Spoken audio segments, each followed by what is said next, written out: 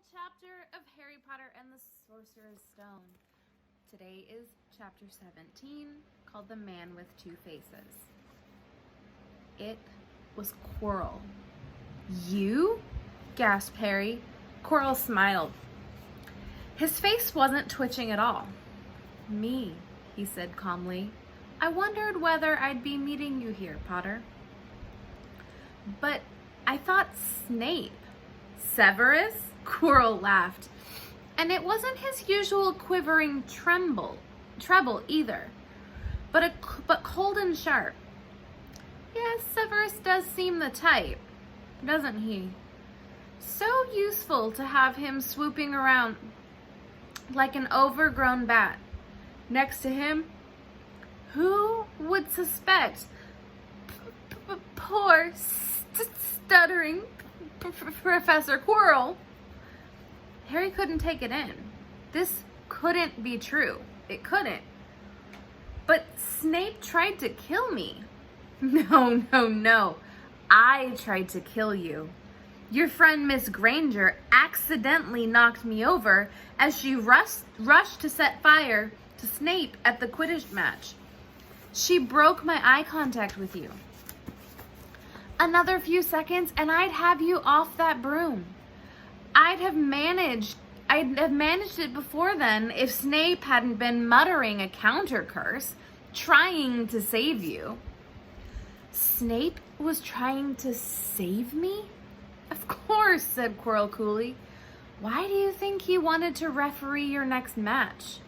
He was trying to make sure I didn't do it again. Funny, really. He needn't have bothered.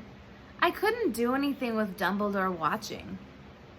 All the other teachers thought Snape was trying to stop Gryffindor from winning.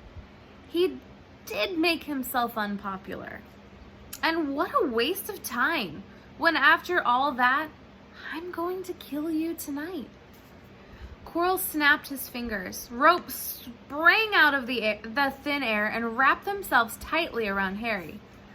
You're too nosy to live, Potter, scurrying around the school on Halloween like that. For all I know, you'd seen me coming to look at what guarded the stone. You let the troll in? Certainly. I have a special gift with trolls. You must have seen what I did to the one in the chamber back there. Unfortunately, while everyone was running around looking for it, Snape, who already suspected me, went straight for the third floor to head me off. And not only did my troll fail to beat you to death, that three-headed dog didn't even manage to bite Snape's leg off properly. Now, wait quietly, Potter. I need to examine this interesting mirror. It was only then that Harry realized what was standing behind Quirrell. It was the mirror of Erised. This mirror is the key to finding the stone, Quirrell muttered, tapping his way around the frame. Trust Dumbledore to come up with something like this. But he's in London. I'll be far away by the time he gets back. All Harry could think of was doing what Quirrell kept talking all Harry could think of doing was keep Quirrell talking and stop him from concentrating on the mirror. I saw you and Snape in the forest, he blurted out. Yes, said Quirrell idly, walking around the mirror looking at the back. He was on to me by that time, trying to figure out how far I'd got. He suspected me all along. Tried to frighten me, as though he could, when I had Lord Voldemort on my side. Quirrell came back out from behind the mirror and stared hungrily at it. I see the stone. I'm presenting it to my master. But where is it? Harry struggled against the ropes binding him, but they didn't give. He had to keep Quirrell from giving his whole attention to the mirror. But Snape always seemed to hate me so much. Oh, he does, said Quirrell casually. Heavens, yes. He was at Hogwarts with your father, didn't you know?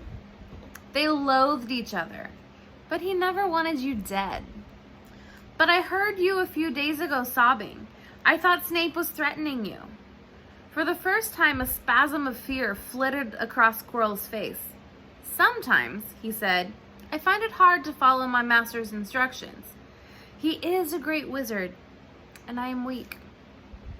You mean he was there in the classroom with you? Harry gasped. He's with me wherever I go, said Quirrell quietly. I met him when I traveled around the world. A foolish young man I was then, full of ridiculous ideas about good and evil. There is only power, and those too weak to seek it.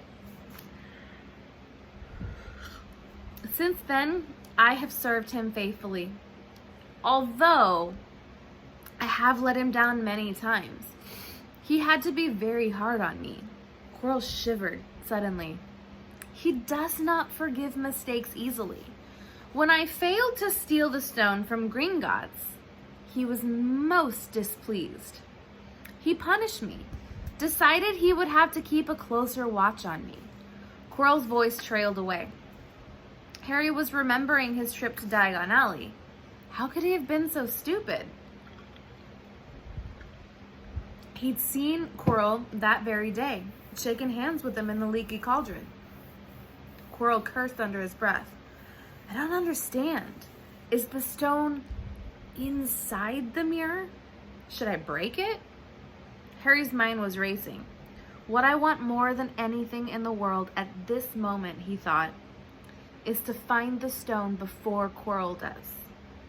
So if I look into the mirror, I should see myself finding it, which means I'll see where it's hidden. But how can I look without Quirrell realizing what I'm up to? He tried to edge to the left, to get in front of the glass without Quirrell noticing. But the ropes around his ankles were too tight. He tripped and fell over. Quirrell ignored him. He was still talking to himself. What does this mirror do? How does it work? Help me, master. And to Harry's horror, a voice answered. And the voice seemed to come from Quirrell himself. Use the boy. Use the boy. Quirrell rounded on Harry. Yes. Potter, come here. He clapped his hands once. The ropes binding Harry fell off. Harry got slowly to his feet. Come here, Quirrell repeated. Look in the mirror and tell me what you see. I must lie, he thought desperately. I must look and lie about what I see, that's all. Quirrell moved close behind him. Harry breathed in a funny smell that seemed to come from Quirrell's turban. He closed his eyes, stepped in front of the mirror, and opened them again. He saw his reflection, pale and scared looking at first, but moments later the reflection smiled at him. It put its hands into his pocket and pulled out a blood-red stone. It winked and put the stone back in its pocket. And as it did so, Harry felt something heavy drop into his real pocket. Somehow, incredibly, he'd gotten the stone. Well, said Quirrell impatiently, what do you see? Harry screwed up his courage. I see myself shaking hands with Dumbledore, he invented. I've won the House Cup for Gryffindor. Quirrell cursed again. Get out of the way, he said. As Harry moved aside, he felt the Sorcerer's Stone against his leg. Dare he make a break for it? But he hadn't walked 5 paces before a high voice spoke, though Quirrell wasn't moving his lips. He lies. He lies. Potter, come back here, Quirrell shouted. Tell me the truth. What did you just see? The high voice spoke again. Let me speak to him, face to face. Master, you're not strong enough. I have strength enough for this. Harry felt as if Devil's Snare was rooting him to the spot. He couldn't move a muscle, petrified. He watched as Quirrell reached up and began to unwrap the turban. What was going on? The turban fell away. Quirrell's head looked strangely small without it. Then he turned slowly on the spot. Harry would have screamed, but he couldn't make a sound. Where there should have been a back to Quirrell's head, there was a face.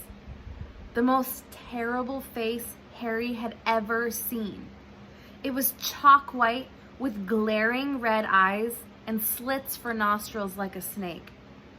"Harry Potter," it whispered. Harry tried to take a step backwards, but his legs wouldn't move. "See what I have become," the face said. "Mere shadow and vapor.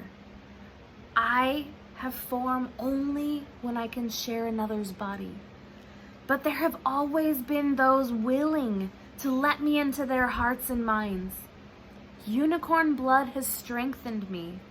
These past weeks, you saw faithful Quirrell drinking it for me in the forest. And once I have the elixir of life, I will be able to create a body of my own.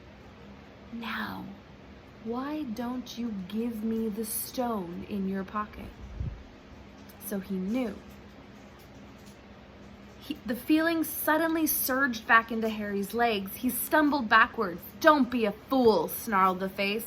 "Better save your own life and join me, or you'll meet the same end as your parents. They died begging me for mercy." "Liar!" Harry shouted suddenly. Quirrell was walking backward at him so that Voldemort could still see him. The evil face was now smiling. "How touching," it hissed. "I always value bravery. Yes, boy, your parents were brave. I killed your father first, and he put up a courageous fight. But your mother needn't have died. She was trying to protect you. Now give me the stone unless you want her to have died in vain." "Never!" Harry sprang toward the door, but Voldemort screamed, "Seize him!" And the next second, Harry felt Quirrell's hand close on his wrist. At once, a needle-sharp pain seared across Harry's scar. His head felt as though it was about to split in two. He yielded, struggling with all his might. And to his surprise, Quirrell let go of him. The pain in his head lessened, and he looked around wildly to see where Quirrell had gone, and saw him hunched in pain, looking at his fingers. They were blistering before his eyes. "Seize him! Seize him!" shrieked Voldemort again, and Quirrell lunged, knocking Harry clean off his feet, landing on top of him, both hands around Harry's neck. Harry's scar was almost blinding him with pain, yet he could see Quirrell howling in agony. "Master, I cannot hold him. My hands! My hands! My hands!" And as Quirrell, though pinning Harry to the ground with his knees, let go of his neck and stared, bewildered at his own palms, Harry could see they looked burned, raw, red and shiny. "Then kill him, fool, and be done," screeched Voldemort.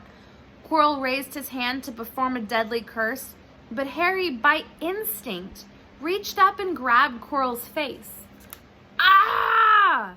Quirrell rolled off him, his face blistering too, and then Harry knew. Quirrell couldn't touch his bare skin without suffering terrible pain. His only chance to keep hold of Quirrell, keeping him in enough pain to stop him from doing the curse. Harry jumped to his feet, caught Quirrell by the arm, and hung on as tight as he could. Quirrell screamed and tried to throw Harry off. The pain in Harry's head was building. He couldn't see. He could only hear Quirrell's terrible shrieks and Voldemort's yells of, "Kill him! Kill him!" The other voices, maybe in Harry's head, crying, "Harry! Harry!"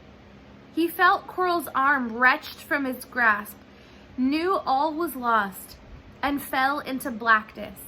Down, down, down. Something gold was glinting just above him. The snitch. He tried to catch it, but his arms were too heavy. He blinked, but it wasn't the snitch at all. It was a pair of glasses. How strange. He blinked again, and the smiling face of Albus Dumbledore swam into view. "Good afternoon, Harry," said Dumbledore. Harry stared at him. Then he remembered. "Sir, the stone. It was Quirrell. He's got the stone. Sir, quick." "Calm yourself, dear boy. You are a little behind the times," said Dumbledore. "Quirrell does not have the stone." "Then who does, sir? Harry, please relax, or Madame Pomfrey will have me thrown out." Harry swallowed and looked around him. He realized he must be in the hospital wing. He was lying down in a bed with white linen sheets, and next to him was a table piled high with what looked like half the candy shop. "Tokens from your friends and admirers," said Dumbledore. "What happened in the dungeon between you and Professor Quirrell is a complete secret. So naturally, the whole school knows. I believe your friends, Misters Fred and George Weasley, are responsible for trying to send you a toilet seat. No doubt they thought it would amuse you. Madame Pomfrey, however, felt it might not be very hygienic and confiscated it.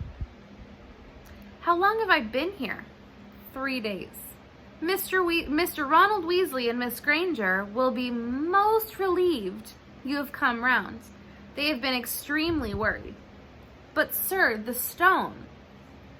I see you have not been distracted. Very well, the stone. Professor Quirrell did not manage to take it from you. I arrived in time to prevent that. Although you were doing very well on your own, I must say. You got there? You got Hermione's owl? We must have crossed in midair. No sooner had I reached London than it became clear to me that the place I should be was the one I had just left. I arrived just in time to pull Quirrell off of you. It was you. I feared I might be too late. You nearly were. I couldn't have kept him off the stone much longer. Not the stone, boy. You. The effort involved nearly killed you. For one terrible moment there, I was afraid it had. As for the stone, it has been destroyed. Destroyed? Said Harry blankly. But your friend, Nicholas Flamel. Oh, you know about Nicholas, said Dumbledore, sounding quite delighted. You did do the thing properly, didn't you? Well, Nicholas and I have had a little chat and agreed it's all for the best. But that means he and his wife will die, won't they? They have enough elixir stored to set their affairs in order, and then yes, they will die. Dumbledore smiled at the look of amazement on Harry's face. To one as young as you, I'm sure it seems incredible. But to Nicholas and Perinell, it really is like going to bed after a very, very long day. After all, to the well-organized mind, death is but the next great adventure. You know, the stone was really not such a wonderful thing. As much money and life as you could want. The two things most human beings would choose above all. The trouble is, humans do have a knack for choosing precisely those things that are the worst for them. Harry lay there, lost for words. Dumbledore hummed a little and smiled at the ceiling. Sir, said Harry, I've been thinking. Sir, even if the stone's gone. My cat just messed with my camera. Even if the stone's gone,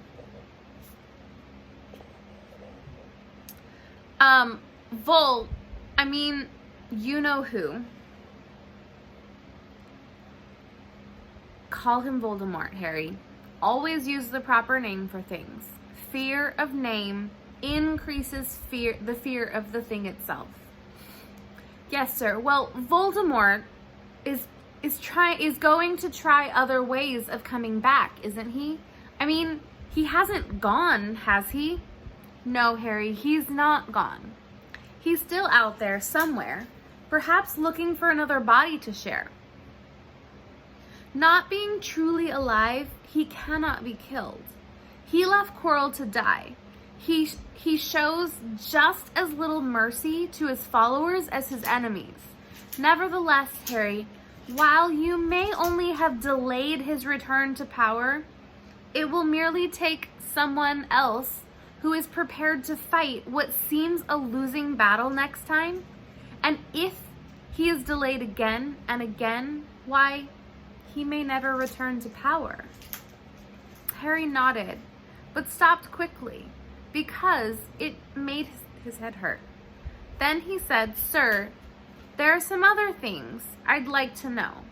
If you can tell me, things I don't know the truth about. The truth, Dumbledore sighed. It is a beautiful and terrible thing, and should therefore be treated with great caution. However, I shall answer your questions unless I have a very good reason not to, in which case, I beg you'll forgive me. I shall not, of course, lie. Well, Voldemort said he only killed my mother because she tried to stop him from killing me. But why would he want to kill me in the first place? Dumbledore sighed, very deeply this time. Alas, the first thing you ask me, I cannot tell you. Not today, not now. You will know one day. Put it from your mind for now, Harry. When you are older, I know you hate to hear this.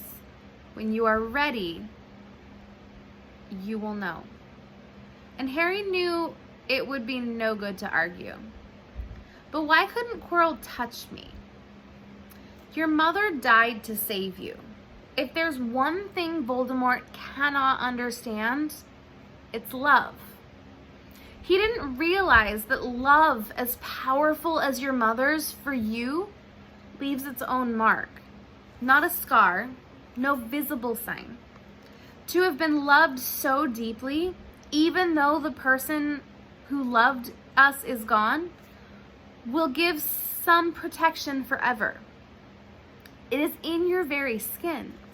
Quirrell, full of hatred, greed, and ambition, sharing his soul with Voldemort, could not touch you for this reason.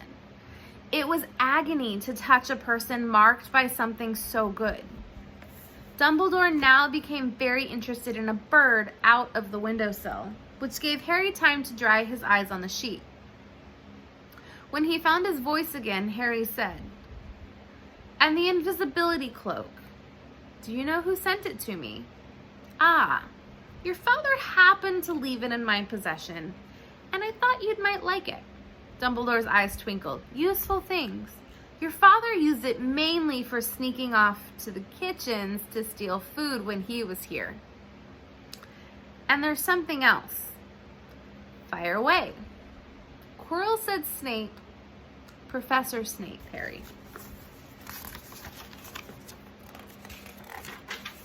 Yes, him. Quirrell said he hates me because he hated my father. Is that true? Well, they did rather detest each other, not unlike yourself and Mr. Malfoy. And then your father did something Snape could never forgive. What? He saved his life. What? Yes, said Dumbledore dreamily. Funny, the way people's minds work, isn't it? Professor Snape couldn't bear being in your father's debt. I I do believe he worked so hard to protect you this year because he felt that would make him and your father even. Then he could go back to hating your father's memory in peace.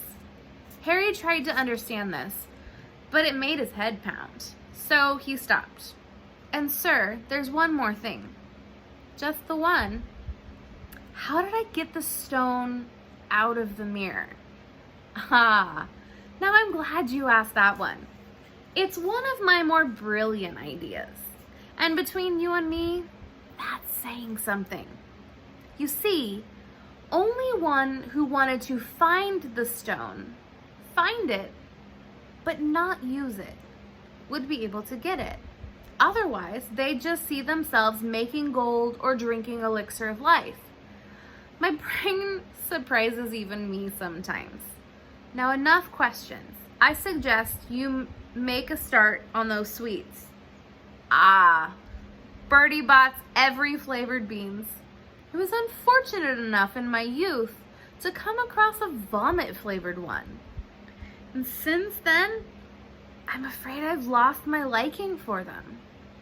But I think I'll be safe with a nice toffee, don't you? He smiled and popped a golden brown bean into his mouth. Then he choked and said, "Alas, earwax."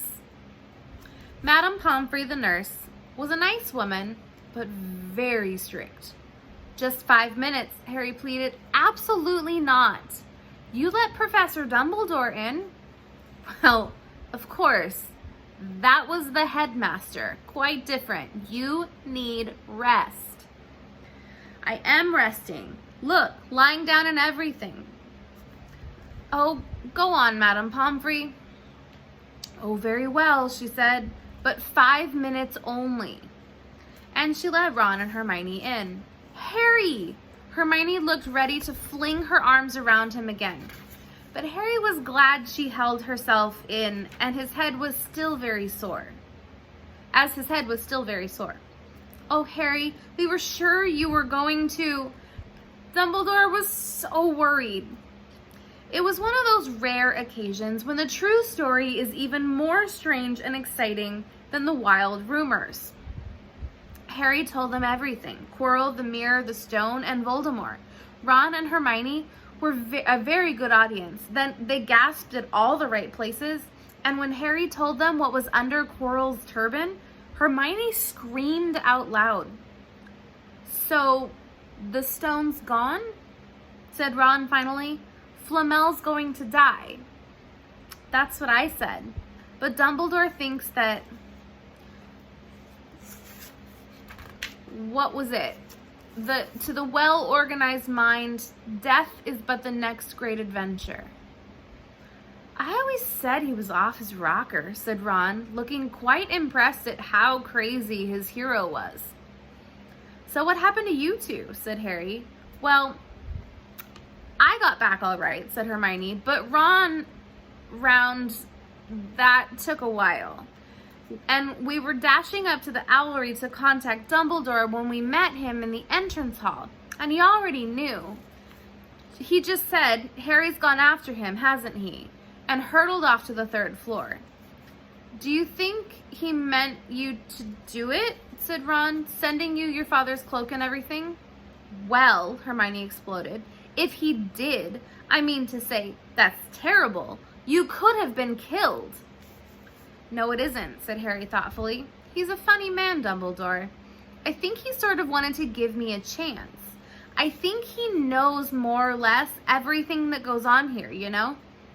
I reckon he had a pretty good idea we were going to try, and instead of stopping us, he just taught us enough to help. I don't think it was an accident he let me find out how the mirror worked.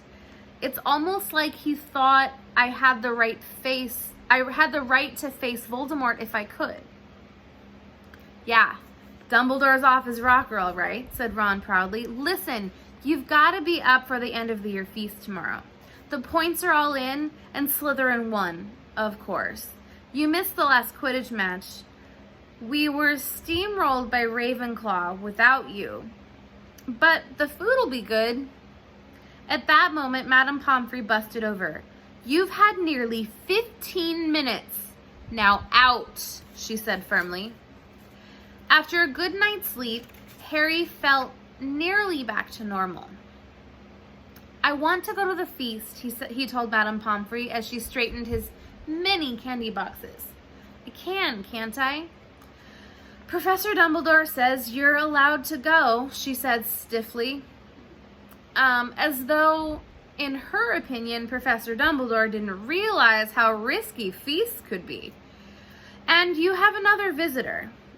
"Oh, good," said Harry. "Who is it?" Hagrid sidled through the door as he spoke.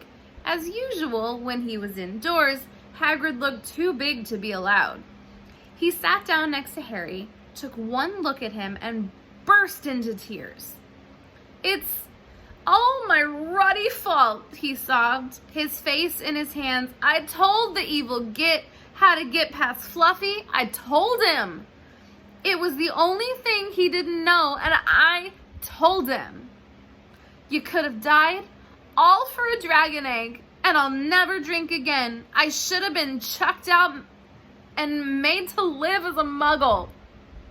"Hagrid," said Harry, shocked to see Hagrid shaking with grief and remorse, great tears leaking down his beard. "Hagrid, he'd have found out somehow. This is Voldemort we're talking about. He'd have found out even if you hadn't told him." "Voldemort?" You could have died," sobbed Hagrid. "And don't say that name." "Voldemort," Harry bellowed. And Hagrid was so shocked he stopped crying. "I've met him, and I'm calling him by his name. Please cheer up, Hagrid. We saved the stone. It's gone. He can't use it. Have a chocolate frog. I have loads." Hagrid wiped his nose on the back of his hand and said, "That reminds me. I've got you a present." "It's not a stoat sandwich, is it?" said Harry anxiously, and at last Hagrid gave a weak chuckle. "Nah. Dumbledore gave me the day off yesterday to fix it. Course, he should have sacked me instead. Anyway, I got you this." It seemed to be a handsome leather-covered book. Harry opened it curiously. It was full of wizard photographs. Smiling and waving at him from every page were his mother and father.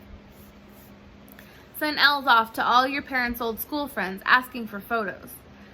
You knew you didn't have any. Do you like it?" Harry couldn't speak, but Hagrid understood. Harry made his way down to the end of the year feast alone that night.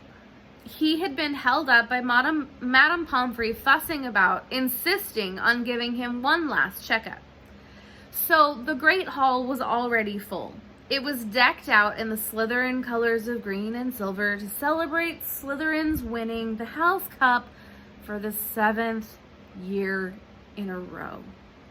A huge banner showing the Slytherin serpent covered the wall behind the high table. When Harry walked in there was a sudden hush.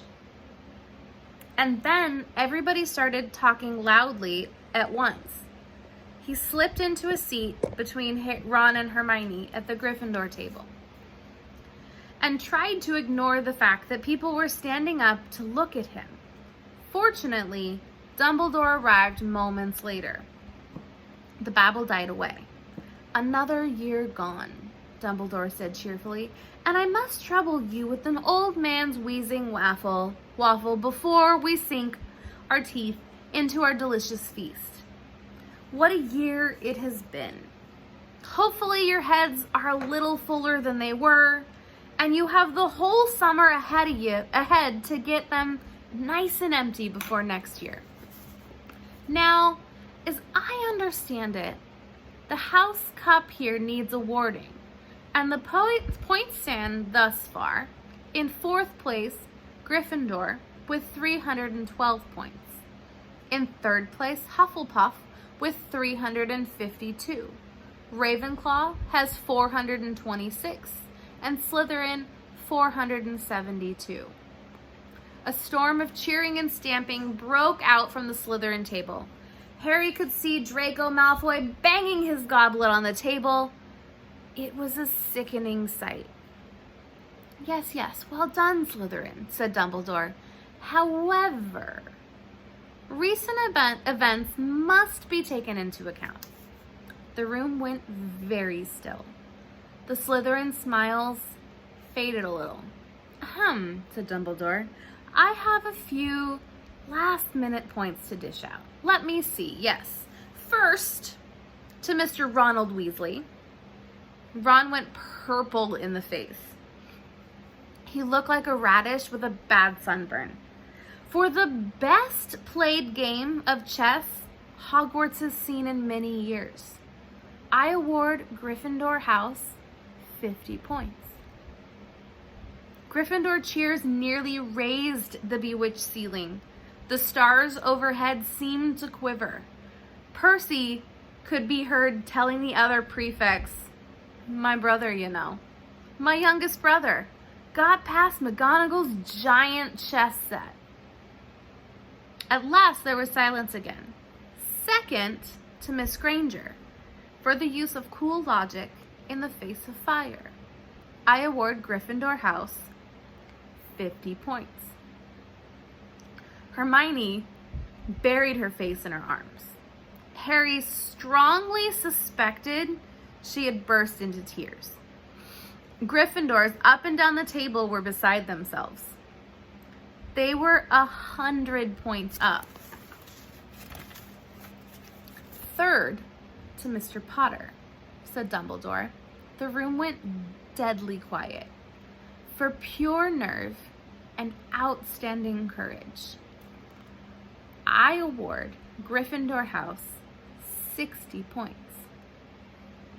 The din was deafening. Those who could add up while yielding themselves hoarse knew that Gryffindor now had 472 points. Exactly the same as Slytherin. They had tied for the House Cup. If only Dumbledore had given Harry just one more point. Dumbledore raised his hand. The room gradually fell silent. There are all kinds of courage, said Dumbledore, smiling. It takes a great deal of bravery to stand up to our enemies, but just as much to stand up to our friends. And therefore, I award 10 points to Mr. Neville Longbottom. Someone standing outside the Great Hall might as well have thought some sort of explosion had taken place. So loud was the noise that erupted from the Gryffindor table. Harry, Ron, and Hermione stood up to yell and cheer at Neville, white with shock. As Neville, white with shock, disappeared under a pile of people hugging him. He had never won so much as a point for Gryffindor before. Harry, still cheering, nudged Ron in the ribs and pointed at Malfoy, who couldn't have looked more stunned and horrified if he had just had the body bind curse put on him. Which means, Dumbledore called over the storm of applause, for even Ravenclaw and Hufflepuff were celebrating the downfall of Slytherin. We need a little change of decoration. He clapped his hands. In an instant, the green hangings became scarlet, and the silver became gold. The huge Slytherin serpent vanished, and a towering Gryffindor lion took its place. Snape was shaking Professor McGonagall's hand with a horrible, forced smile. He caught Harry's eye, and Harry knew at once that Snape's feelings towards him hadn't changed one jot. This didn't worry Harry. It seemed as though life would be back to normal next year, or as normal as it ever was at Hogwarts. It was the best evening of Harry's life, better than winning at Quidditch or Christmas or knocking out mountain trolls. He would never, ever forget tonight. Harry had almost forgotten that the exam results were still to come. But come they did. To their great surprise, both he and Ron passed with good marks. Hermione, of course, had the best grades of all the first years. Even Neville scraped through. He got good herbology marks. His good herbology marks make up for his abysmal potion one. They had hoped that Goyle, who was almost as stupid as mean, might be thrown out, but he had passed too. It was a shame. But as Ron said, you couldn't have everything in life. And suddenly their wardrobes were empty, their trunks were packed, Neville's toad was found lurking in the corner of the toilets, notes were handed out to all the students, warning them not to use magic over the holidays. I'll always hope they'll forget to give us these, said Fred Weasley sadly. Hagrid was there to take them down to the fleet of boats that sailed across the lake. They were boarding the Hogwarts Express, talking and laughing as the countryside became greener and tidier, eating Bertie Bott's every flavored beans as they sped past Muggle towns, pulling off their wizard robes and putting on jackets and coats, pulling into platform 9 3/4 at King's Cross Station. It took quite a while for them to all get off the platform. A wizened old guard was up by the ticket barrier, letting them go through the gate in 2s and 3s so they didn't attract attention by all bursting out of a solid wall at once and alarming the Muggles. You must come and stay this summer, said Ron. Both of you. I'll send you an owl. Thanks, said Harry. I'll need something to look forward to. People jostled them, and they moved forward toward the gateway back to the Muggle world. Some of them called, Bye, Harry! See you, Potter! Still famous, said Ron, grinning at him. Not where I'm going, I promise you, said Harry. He, Ron, and Hermione passed through the gateway together. There he is, Mom. There he is, look. It was Ginny Weasley, Ron's little sister. But she wasn't pointing at Ron. Harry Potter, she squealed. Look, Mom, I can see. Be quiet, Ginny. And it's rude to point. Mrs. Weasley smiled down at them. Busy year, she said. Very, said Harry. Thanks for the fudge and the sweater, Mrs. Weasley. Oh, it was nothing, dear. Ready, are you? It was Uncle Vernon. Still purple-faced, still mustached, still looking furious at the nerve of Harry, carrying an owl cage in a station full of ordinary people. Behind him stood Aunt Petunia and Dudley, looking terrified at the sight of Harry. You must be Harry's family, said Mrs. Weasley. In a manner of speaking, said Uncle Vernon. Hurry up, boy, we haven't got all day. He walked away. Harry hung back for a last word with Ron and Hermione. See you over the summer then? Hope you have a good holiday, said Hermione, looking uncertainly after Uncle Vernon, shocked that anyone could be so unpleasant. Oh, I will, said Harry, and they were surprised at the grin that was spreading over his face. They don't know. We're not allowed to use magic at home. I'm going to have a lot of fun with Dudley this summer.